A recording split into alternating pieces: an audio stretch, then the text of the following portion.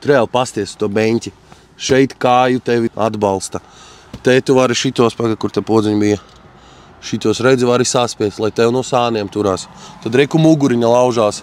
Lai tu nebrauc, lai tev šeit nav brīvas vietas, kad tu brauc pie stūris, bet tu reāli izdari šitā hop, un tādu vēl izdarīt šitā.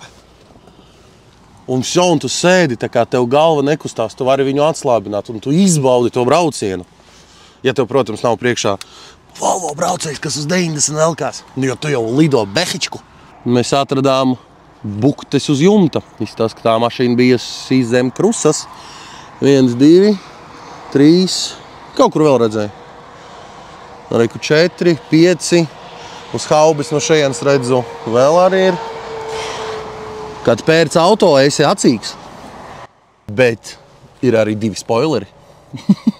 Bet īstenībā man patīk, kā izstās. Es neesmu tā kā baigais fanāts, kad saliek visādus tos spoilerus, bumperus, bet šitas būtu laikam tas gadījums, kad tas izstās smuki.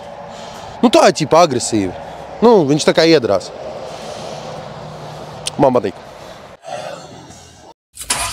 Kur meklēt braucamu? Motorfight LV.